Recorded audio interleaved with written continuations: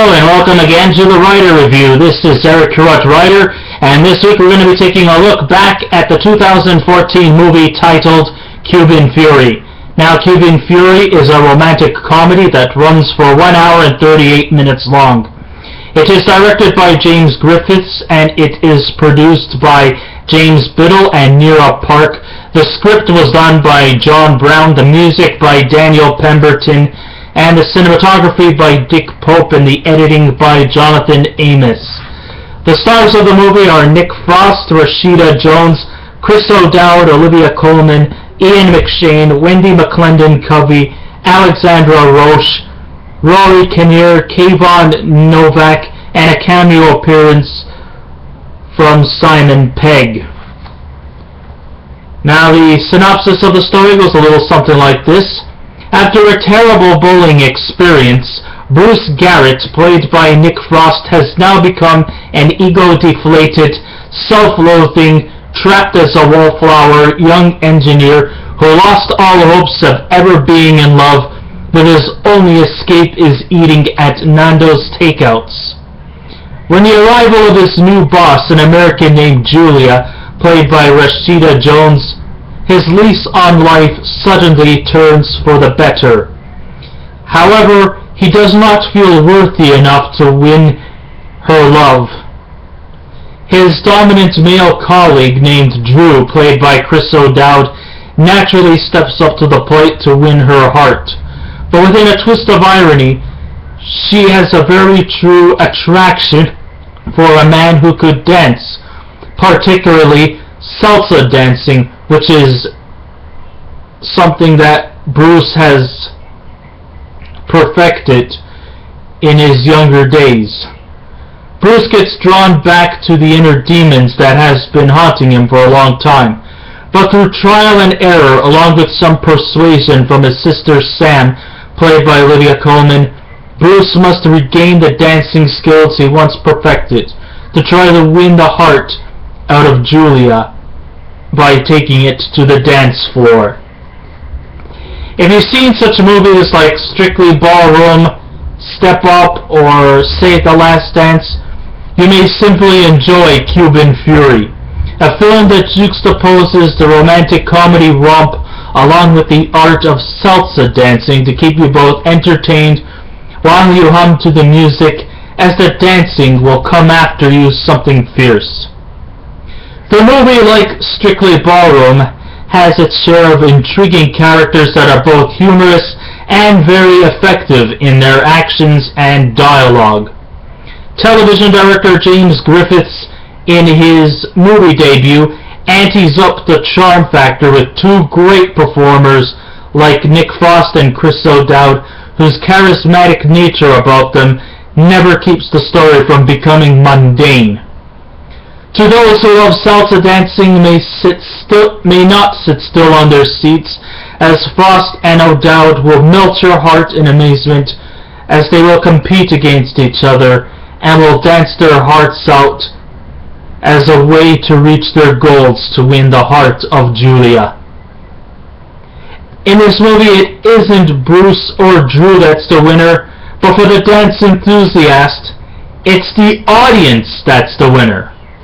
It'll definitely keep your toes tapping, and the rhythms and the sounds, it's kind of mesmerizing, maybe resting on the laurels of being borderline hypnotic, as the Latino music background, especially from the late great Tito Puente, well, he always adds his flair of charisma and dynamic background music will definitely make the salsa enthusiast want to get up, grab a partner, and dance. Let's face it, this movie is not just a sit-down type of movie. This movie could almost feel like a party.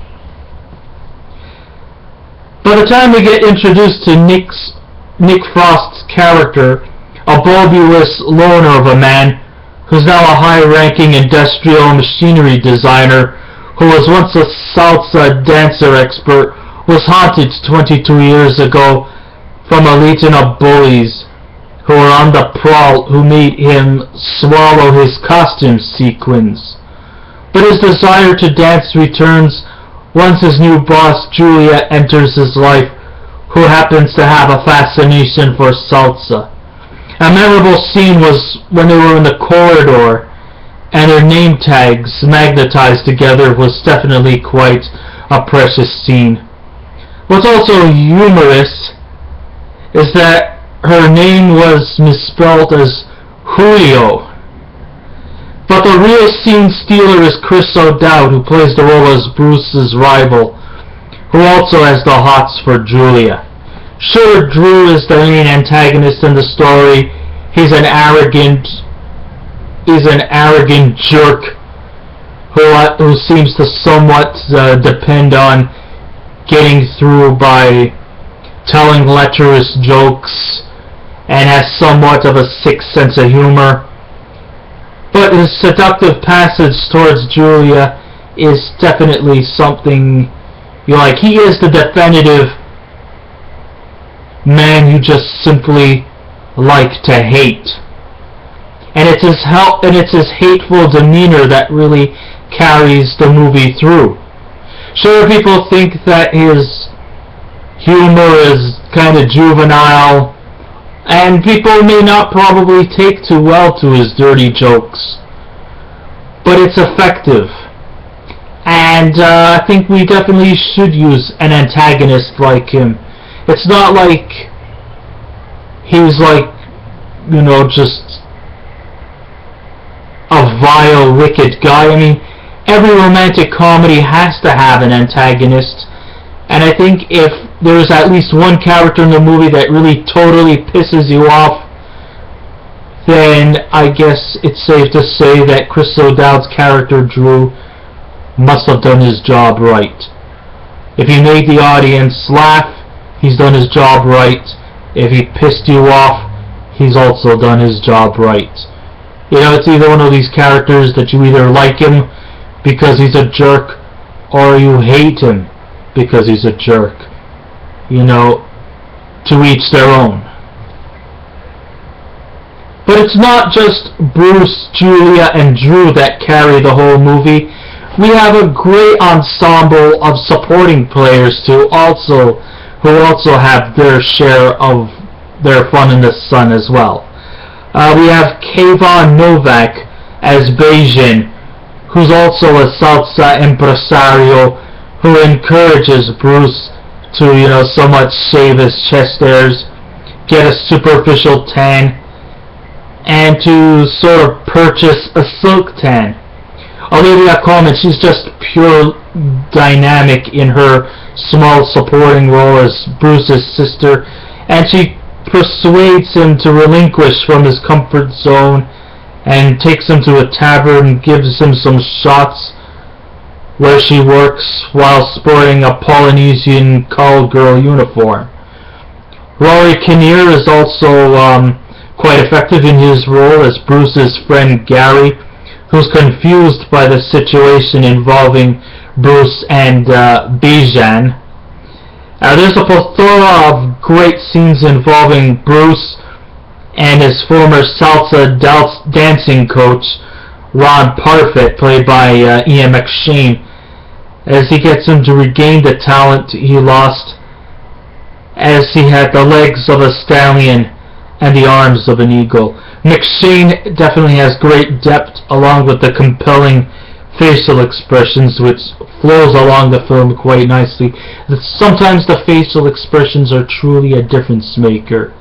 I mean, you could tell when a person's happy or sad, and at least, facial expressions shows that they're not all a bunch of Kristen Stewart zombies, with stoic expressions on their face, who you can't tell whether they're smiling or laughing, and that they talk sort of like this in this monotone voice, like the way that I am speaking right now. None of all this robotic bullshit. But just by being natural and showing facial expressions really gravitates the attention that the audience truly deserves to get. And Ian McShane is truly a crowd pleaser, just as he's always been during the last few decades in his acting career. The principal leads definitely are virtually sublime, and the film is a dynamic underdog story as Frost tries everything to overcome his inner demons, to dazzle us with his once hidden talents, with his supreme salsa moves, which will likely melt your heart like a hot knife through butter. Jones is definitely quite superb as her natural beauty and charm, and she's in the middle of Bruce and Drew's competitive ways to try to win, as they both try to win her approval. And also watch for a cameo from Simon Pegg. I know Nick Frost and Simon Pegg collaborated in quite a few good movies along with director Edgar Wright. They've done some great stuff like Hot Fuzz, Shaun of the Dead, that's a pure classic amongst many others. And there's also a memorable scene in a parking lot where Bruce and Drew are competing against each other, showing off their extremely talented dancing skills. Now, some people often wonder whether those dancing skills were actually them dancing or if it was some kind of computerized mechanisms that are really actually doing the moves. It's kind of hard to tell. To me, there might be some reality and there might be some superficial, but either that, you just don't think twice about it. I like to sort of pretend that maybe it really is them dancing, but it's just kind of basically hard to tell. The climax is very exciting as the two rivals compete on the dance floor, and it's definitely backed by wonderful music and the adrenaline pulsing sound of the crowd as the heart pounds, while the rhythms of the sounds will likely sweep you off your feet. You never know, this movie may inspire you to want to learn the art of salsa dancing.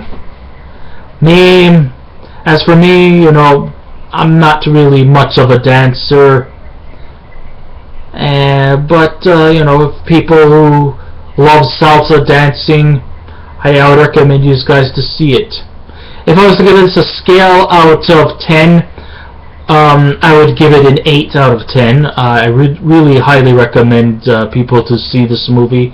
It's too bad that it failed pretty miserably at the box office, and there's not really a lot of people who know about this movie. It's basically a low-budget independent movie. But, knowing that if you're a fan of Nick Frost from his other movies like Hot Fuzz and Shaun of the Dead, well then I recommend you to see it, even just to support him, because usually he always plays like a second fiddle behind Simon Pegg. This is actually Nick Frost stepping out of Pegg's shadow and taking the lead. And I think he does it quite effectively. It's good to see Chris O'Dowd sort of stepping out of his comfort zone in the role of the Sapphires to take on a more antagonistic character. And Rashida Jones, she's just pure eye candy, and her charm and charisma really does carry the film. The love triangle story is really effectively done, so I give kudos to the principal leads. It's also nice that the supporting cast also turn in wonderful performances. That way, so it's not too much of a heavy burden for the 3 stars. So I guess this ends my writer review. If you have any comments, please feel free to write back. Remember, be kind, be courteous, and I'll be back with another movie review. So until then, keep on watching those movies, and I will be back once again. Thank you very much, goodbye, and I hope you all had a very Merry Christmas, and I hope the best for 2015. Goodbye.